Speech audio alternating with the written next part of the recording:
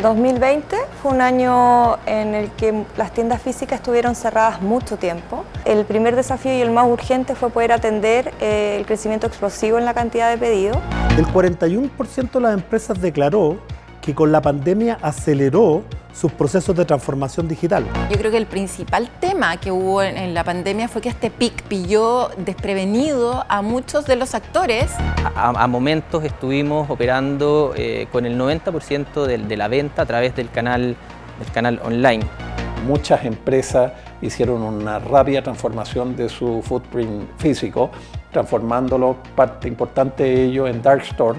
La primera gran estrategia de los pequeños fue acceder al comercio electrónico a través precisamente del modelo marketplace. Lo que nos exige la nueva normalidad son personas capacitadas hoy en día en comercio electrónico y en todo lo que implica. Las grandes empresas fundamentalmente han aumentado mucho su flexibilidad, su trabajo ágil y una mirada mucho más rápida y efectiva y simple de hacer los negocios. Creo que eso va a transformar mucho la economía local porque van a haber muchos roles nuevos, mucha más gente trabajando en temas de transporte, en temas de despacho, en temas de datos, de optimización, ciertamente de software. Así que creo que va a tener repercusiones de mediano y largo plazo bien profundas en la sociedad.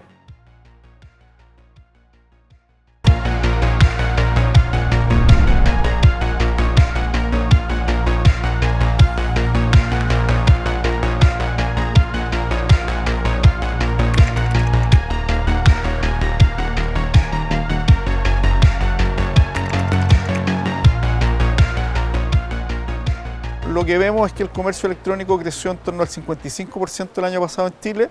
Las cifras ya se acercaron a los 9.500 millones de dólares, lo que significa un crecimiento muy superior a lo que venía mostrando hacia atrás. El comercio electrónico, tanto de bienes como de servicios, crecía en torno al 30%, que era una tasa relativamente alta, pero que se vio muy fuertemente impactada hacia arriba en el caso de los bienes, hacia abajo en el caso de los servicios, pero como conjunto permitió crecer a esos montos que mencionaba recién. Que en términos de penetración, Chile sigue estando entre los países líderes de integración de comercio digital a los hábitos de las personas y ahora también con la llegada además de mucho pequeño comercio y nuevo emprendimiento. El crecimiento se multiplicó por 3, pasamos de un 6% de penetración del comercio del e-commerce a un 15-16%, quizás en algunos minutos de la pandemia llegamos a tasas del orden del 40%. Sin embargo, este crecimiento no ha sido homogéneo, porque por una parte el pequeño comercio se tuvo que subir de alguna forma a trabajar con plataformas digitales, lo cual le ha salido extremadamente caro, son cifras de comisión en torno al 20 al 30%.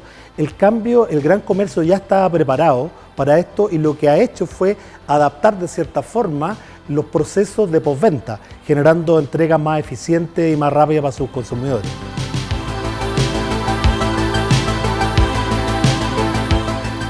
Lo que ha pasado ahora no es primera vez que pasa. Nosotros, las distintas industrias y las sociedades al final nos hemos visto enfrentados a cambios fuertes muchas veces en el pasado y quizás hoy día lo que lo diferencia es la velocidad con la que están cambiando las cosas. Y ahí es donde yo creo que los retailers que estaban preparados para enfrentar esta velocidad de cambios son esos retailers que fueron invirtiendo en el pasado en desarrollar esa capacidad de adaptarse a nuevos entornos, de enfrentar procesos de transformación rápido y ajustarse, en el fondo de ser una organización resiliente.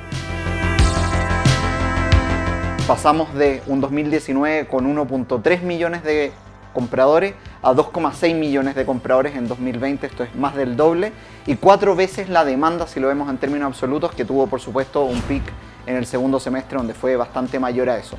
Esto, la verdad que generó nuevas demandas, nuevas necesidades. La gente necesitaba que las cosas le llegaran a tiempo, no solo por capricho, sino porque no había otra forma de conseguirlas. Pensemos en la época de pandemia, de encierro. Y por otro lado, para las pymes, el comercio electrónico era la forma de seguir operando. Muchos clientes por primera vez hicieron esos como ejercicios de probar en un canal nuevo, una marca nueva. Y eso era una buena oportunidad para nosotros porque en definitiva hay un montón de posibilidades para profundizar la propuesta, para ampliar la propuesta en otras marcas o en otros productos. Vimos crecimiento de 10 veces, 15 veces lo normal en despacho a domicilio y hubo que ajustarse bastante rápido. Y ahí hay muchísimo aprendizaje que creo que quedó para siempre.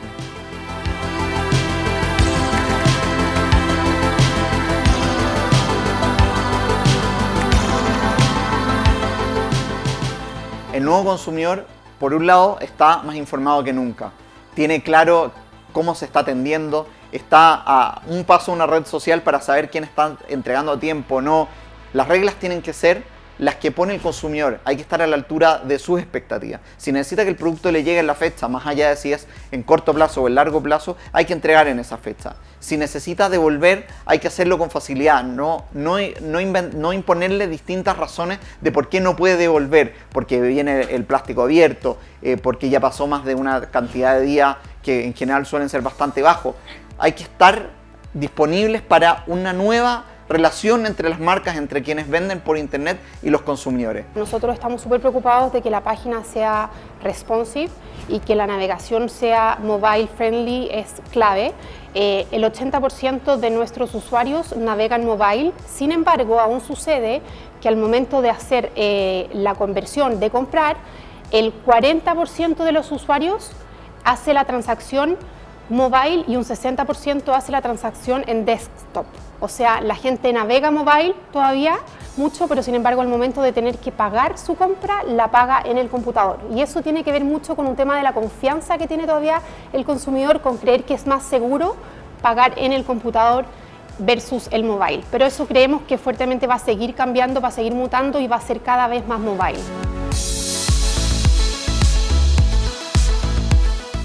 Entonces el consumidor hoy en día aprendió a comprar por internet, se atrevió, en el caso de los que no se atrevían, fue investigando también respecto a medios de pago o respecto a horarios de logística o respecto a cómo pedir la entrega, o también investigando respecto a qué productos eran mejores que otros, tenían más tiempo para vitrinear. Entonces yo diría que el nuevo consumidor online es más confiado, más seguro y más informado referente a los consumos. Y antes compraban 2 veces al mes o 3 veces al mes, ahora fueron en muchos casos, sobre todo pensando en alimentos y bebidas, consumos semanales. Está aumentando mucho el grupo socioeconómico, el D, que tradicionalmente era un grupo que no consumía mucho online. Ahora por temas de cuarentena y todo se vieron un poco forzados, pero se están manteniendo en ese comportamiento. Y por otro lado también uno siempre asocia las compras online con las personas quizás más jóvenes. Hoy día también estamos viendo que el grupo etario también se está moviendo y aparece una nueva camada de consumidores online. Y nosotros hemos visto que al final del día lo que valora a las personas, más allá de la precisión de la entrega, de la rapidez de la entrega, tiene que ver con tener una experiencia completa, 360, que no se olviden de mí cuando hay problemas, que pueda contactarlos de manera directa cuando tengo algún problema, alguna duda. Y eso yo creo que al final va a ser los que ganen un poco en este terreno, o sea, los que entreguen la mejor experiencia punto a punto. Hoy día el cliente es más exigente, entonces él demanda una experiencia de cliente que sea diferenciada. Entonces, para poder resolver eso, todas las áreas que tengan en su manejo los datos del cliente son fundamentales para poder abordar la estrategia digital que sea exitosa, ¿ya? ¿A qué me refiero con esto? Desde la navegación del usuario, entender cómo navega, cuánto tiempo se demora, qué productos yo le recomiendo en base a su comportamiento, hacerle más expedito el checkout, darle trazabilidad de su pedido, son elementos claves que en el fondo permiten al usuario tener una interacción mucho más fácil e intuitiva con el e-commerce y también, obviamente, aumentar la conversión porque mejora la experiencia del usuario.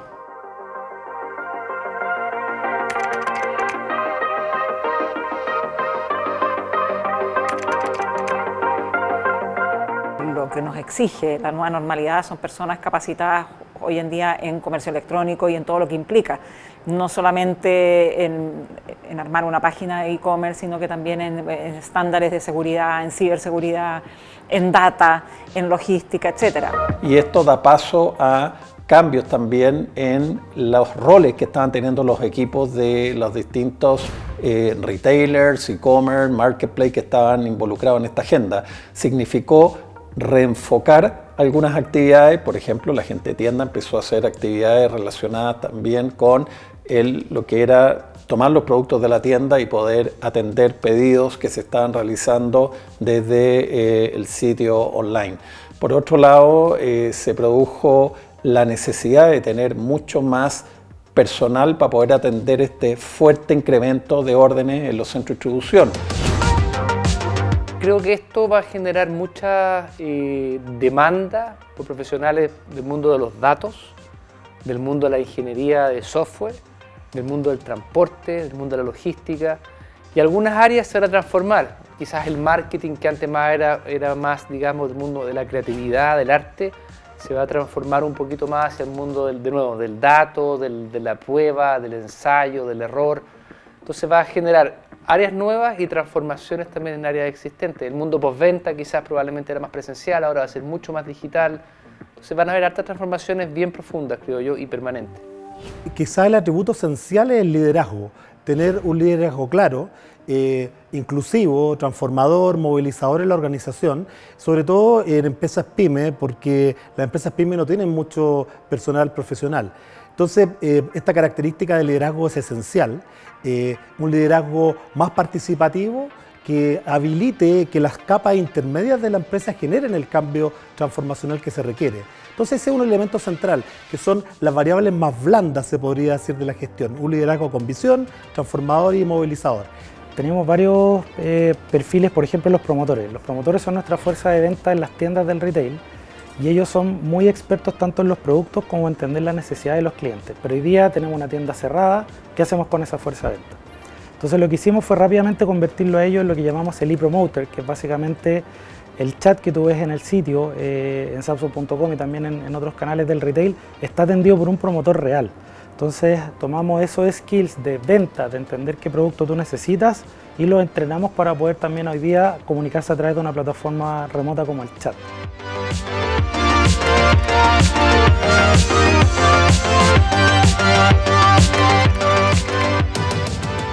Yo creo que principalmente lo que nosotros vemos, dicen las cifras, así, es que las empresas fundamentalmente ocuparon la misma tecnología disponible. Solamente hubo pequeñas adaptaciones. De hecho, la gran tendencia del teletrabajo, se aplicaron básicamente tecnologías que ya estaban disponibles en las empresas. Entonces el cambio realmente viene, y los números sí lo dicen, viene de la reconfiguración de los procesos. Cada vez que nuestros equipos enfrentan un desafío nuevo y decimos, ¿sabes qué? Queremos resolver esta necesidad de cliente o queremos perseguir este objetivo de negocio, la primera pregunta que nos hacemos es, ¿lo queremos desarrollar nosotros? ¿Lo queremos comprar una solución que está hecha o asociarnos con alguna empresa que ya lo hace? ¿O lo queremos traer desde algún otro mercado en donde Walmart opera? Le llamamos las 3B por sus siglas en inglés, Build, Buy o Bring. Entonces, esa estrategia nos ha ayudado mucho porque partimos siempre por el Bring, que es traer algo desde afuera. Nos ha ayudado mucho a ganar velocidad y obviamente a mejorar nuestras capacidades tecnológicas. Hemos ido apalancando cada vez más y haciendo uso de soluciones que se han desarrollado en otros países. Entonces, por ejemplo, estamos trayendo una solución que se desarrolló en Walmart en India, en Flipkart, que es una adquisición de Walmart en India, una plataforma de e-commerce que tiene un montón de soluciones diversas. Una de estas es justamente una herramienta que nos permite personalizar las ofertas que hacemos a cada uno de nuestros clientes en cada una de sus interacciones digitales con nosotros. Entonces, ese es un ejemplo de cosas que hacemos para buscar apalancamiento con cosas que se desarrollan desde afuera. También hay algo bien interesante que fue ocurriendo y es que fuimos juntando áreas y fuimos viendo todas estas soluciones de manera omnicanal. Entonces, creamos el año pasado un equipo que le llamamos OmniOps, operaciones omnicanales, que se ha ido haciendo cargo de cómo preparamos los pedidos y hacemos que lleguen a la casa de nuestros clientes desde nuestros locales y también desde el centro de distribución, junto con el equipo de logística omnicanal. Entre el año pasado y este año, la inversión en tecnología para habilitar este tipo de soluciones llega a cerca de $50 millones solo para Chile. Y los próximos 5 años tenemos pensado invertir montos cercanos a los $150 millones, $160 millones, para seguir desarrollando estas capacidades. Con relación al equipo, implementamos una metodología de organización que se llama OKR, que en el fondo es Objectives, Keys, Results, que ayuda a ordenar el foco y a saber cuáles son los objetivos de la empresa, de las áreas, del año por Q y después bajado cada persona a una tarea específica que sea medible. Entonces todos saben en qué están todos y eso permite estar súper alineados, súper enfocados y no perderse de repente, porque el estar remoto hace que esa interacción diaria de más o menos cuál era la prioridad, qué era lo que teníamos que hacer o para dónde teníamos que estar, se vaya perdiendo. Entonces esa metodología ayuda a estar constantemente enfocado. Mira, nosotros el año 2016 implementamos dentro de Replay.com un área que se llamó Replay Labs, que el objetivo tenía por objetivo ver qué tan capaces éramos nosotros mismos de desarrollar, de innovar y de poder construir en el fondo nuestras propias soluciones más allá de lo que uno puede comprar como un software de paquete que ya existe. Tomamos la decisión de montar una fábrica digital importante dentro de la compañía y tomar el camino de desarrollar nuestro propio software, ¿cierto? De desarrollar nuestras propias soluciones con un equipo de primer nivel de desarrollo, ¿cierto? Con primer nivel en la experiencia de usuario, con primer nivel en la arquitectura, una fábrica digital realmente robusta y realmente nacional.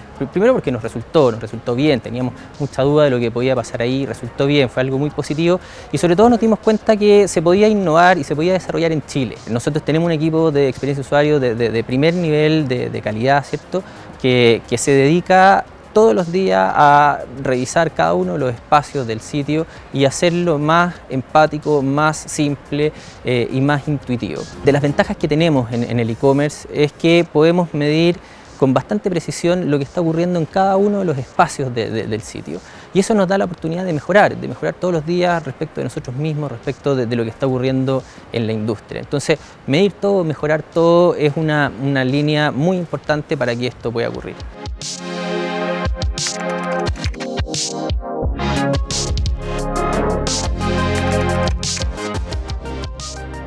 Prácticamente todos los grandes retail chilenos ya están embarcados en modelos de marketplace. Eso significa que tienen sistemas de economía colaborativa en los cuales participan pequeños e-commerce y lo hacen directamente a través del marketplace de esas empresas. Esto fue una herramienta útil para absorber una gran cantidad de nuevos operadores de comercio electrónico que necesitaban tener herramientas ágiles y rápidas. Y eso vimos, la verdad, traducido en la cantidad de pymes que se sumaron a la plataforma, donde más de 13.000 empresas pequeñas y medianas se sumaron desde el inicio de la crisis hasta los primeros meses de este 2021. La democratización que se está produciendo en el comercio tiene que ver justamente con habilitar los grandes e-commerce como plataformas de marketplace para que todos puedan vender y acelerar con esto el desarrollo del comercio digital y la transformación que requieren las empresas indistinto el tamaño para poder ser parte de esta tendencia. Yo creo que eso marcó un punto de inflexión de cara al proceso de digitalización que está viviendo el mercado en general. Es decir, que muchas personas que nunca habían pensado que iban a poder vender online de la noche a la mañana lo hicieran sin la necesidad de generar fuertes inversiones en tecnología, en logística, en marketing y en otros desarrollos requeridos para poder tener una presencia digital, ¿no?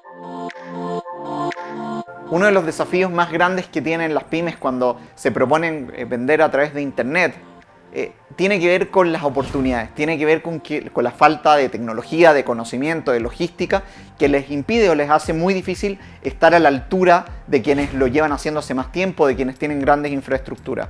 Lo que permiten los marketplaces y en particular Mercado Libre es entregarle las mismas oportunidades, la misma infraestructura, la misma tecnología, la misma demanda, las mismas condiciones al que es grande con el que es pequeño. Y de esa manera que el que termine llevándose la gran parte de la demanda sea el que mejor lo hace y no el que lo viene haciendo hace más tiempo o el que tiene mayores clientes o mayores transacciones históricas. Tenemos algunos experimentos y lo estamos desarrollando para que nuestros mejores players del marketplace puedan tener espacio y presencia dentro de las tiendas. Ahí hay un elemento que es muy relevante tanto como para el showroom del producto, como también para la asesoría experta de productos tal vez que requieren un poquito más de explicación, que pueda existir esa presencia para poder dar a entender la información complementaria de los productos. Y en última línea es como la la completitud de la solución, ¿cierto? Toda la etapa postventa, cambio, de evolución, que también tener una red distribuida amplia es algo tremendamente interesante como experiencia, contar con este servicio.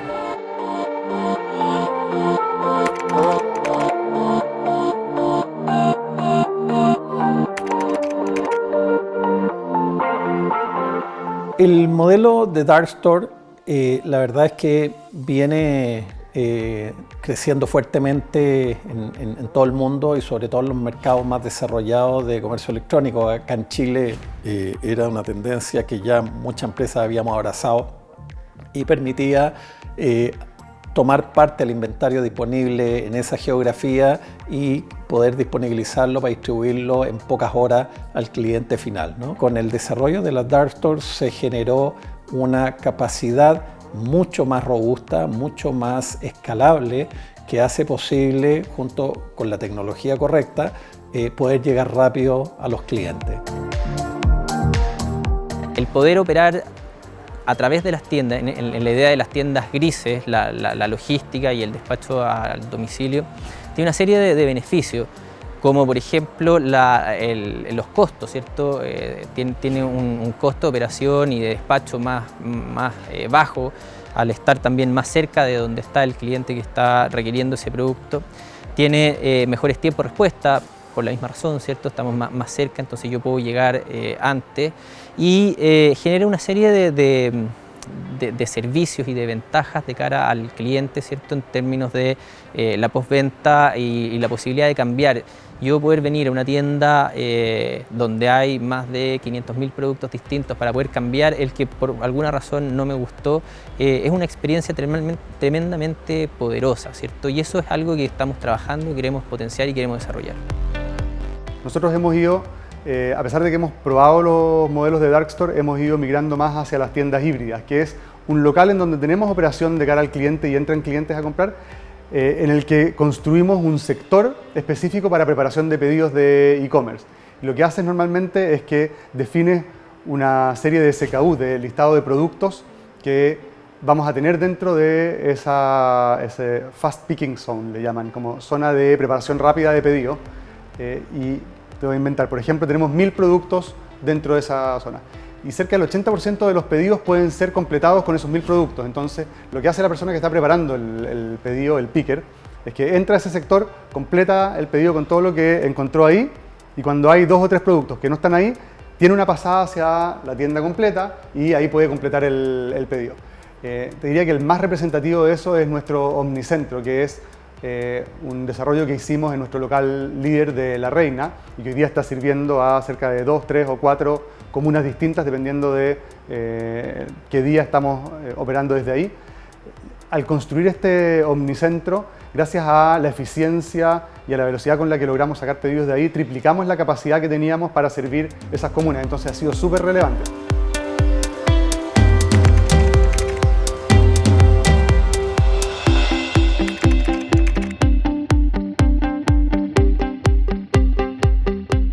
La capacidad de innovar de las empresas es la que va a separar las empresas exitosas de las empresas fallidas en el futuro. Creo que el ser humano, además, su principal fortaleza es la capacidad de crear, de innovar y de cambiar la realidad. Y es complejo porque la innovación no es algo que uno pueda, digamos, comprar un libro de innovación o traer a alguien innovador. Es como un ambiente que permite la innovación. Es quizás como la trufa, por ejemplo. La trufa crece en algunos lugares, a la sombra, pero necesita como cierto ambiente para existir. Creo que la innovación es un poco parecida a eso. En ese sentido, por ejemplo, uno tiene que premiar el intento. O sea, uno tiene que exigirle a las personas que estén permanentemente innovando, quizás que dediquen un día a la semana a probar algo distinto. Uno tampoco podría ser muy exigente con los resultados o castigar los fracasos, porque si tú me dices, mira, creo que no y que pruebes, pero si te equivocas te voy a cortar la cabeza, claramente eso inhibe, ¿cierto?, la innovación. Entonces es como un equilibrio entre permitir innovar, permitir probar, no cargarle tanto el costo al fracaso. Y creo que la palabra clave acá es aprender rápido, en el sentido de probar cosas de bajo costo y si fallan, bueno, desecharlas y si funcionan, amplificarlas. Nosotros hicimos 2 ejercicios de live commerce, que nosotros le pusimos live shop en el formato de Samsung. Hicimos uno en diciembre del año pasado, que fuimos los primeros en Chile en hacerlo, y también hicimos uno con el contexto del lanzamiento del Galaxy S21 durante febrero. El resultado fue bastante impresionante en términos del interés que generó en la gente, de que entendieran de que este es un formato nuevo donde uno está viendo un streaming con ciertos anfitriones que te presentan los productos, que accedes a ofertas exclusivas durante la duración del streaming y solamente duran por ese periodo. Y eso, engancharlo con nuestro e-commerce de Samsung.com, funcionó bastante bien. Estamos hablando de, por ejemplo, de que para el lanzamiento del S21, durante los primeros 40 minutos de ese stream, que fue lo que duró, se hizo la semana completa de una venta, o la venta de una semana completa. Ese es como más o menos el indicador.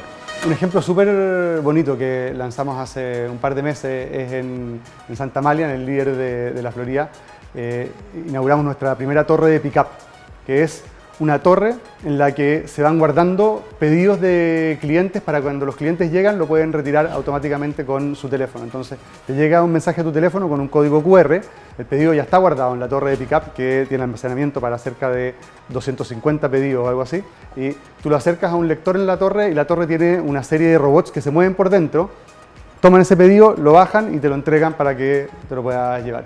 Ese tipo de experiencias que hacen que vamos fusionando la experiencia digital con la experiencia física, solo es posible cuando tienes esta mirada de cómo construyo de manera omnicanal la experiencia de los clientes. Yo creo que es súper potente.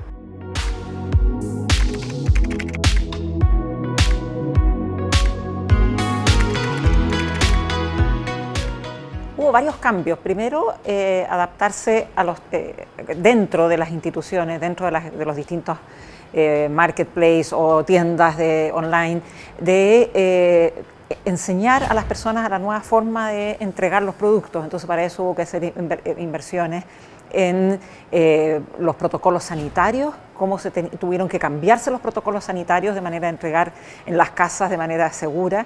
Hubo que llegar a nuevos acuerdos, por lo mismo, con los operadores logísticos. Cómo la logística puede estar a la altura, por un lado, del volumen de paquetes que se estuvo moviendo el año pasado, que llegó a niveles nunca antes vistos, donde en algunos meses probablemente se movieron más de 10 millones de paquetes dentro de un mismo mes, sin afectar los tiempos y la calidad de entrega. La verdad que eso es un tremendo desafío, sobre todo pensando que el comercio electrónico no tocó un techo, sino que sentó un nuevo piso, y que por lo tanto esos paquetes van a seguir creciendo y vamos a tener que seguir escalando en nuestras capacidades logísticas. Del lado nuestro, la verdad que hicimos una inversión muy importante, avisamos más de 100 millones de dólares ligados a logística para los próximos 2 años, y eso implica la construcción de tanto nuestro centro de distribución, que va a llegar a 100.000 metros cuadrados en el 2022, como el desarrollo de centros de logísticos o centros de distribución zonales, que vamos a estar construyendo al menos 8 durante 2021, y seguramente seguiremos con esta senda en el próximo año. Nosotros veníamos con índices de 17-20% de nuestras órdenes se entregaban en el mismo día, y en pandemia logramos llegar a un 40%, o sea, logramos llegar y cumplir con lo que la gente realmente necesitaba, 40% a nivel nacional. Y eso es lo que todavía está en deuda con el consumidor final, y la logística inversa, sin duda, que hoy día es un tremendo problema que no está resuelto. Nosotros en Baby Tuto estamos viendo la opción de poder, no solamente hoy día vamos a retirar a tu casa de manera gratuita el producto que no te gustó, no quisiste, te llegó mal o cualquier cosa, rápido, sino que también es llevarte el nuevo en el momento en que me llegó el malo. Y es un tremendo trabajo operativo, muchísima coordinación, y creo que todos debiéramos apuntar a lo mismo. Y en ese sentido nosotros hemos avanzado mucho en nuestro canal directo con distintos operadores para no solamente entregar el pedido, sino que también para, por ejemplo, en el caso si tú te compras un refrigerador que tiene conexión a agua, las personas lo pueden conectar por ti. Las personas que entregan son además certificados por Samsung para poder instalar estos productos. Cuando empezamos a ver que empezaban las cuarentenas, vimos que había un punto de dolor o de fricción ahí, de que quiero ver el teléfono, quiero tocarlo, entonces ¿cómo lo hago para que no tengas que ir a la tienda? La tienda, entre comillas, va a ti. Y es por eso que va nuestro promotor con las muestras, va completamente cubierto con todas las medidas de seguridad, y ahí puedes tomar la mejor decisión de compra, revisas todos los modelos, revisas todos los colores y termina tu compra en Samsung.com.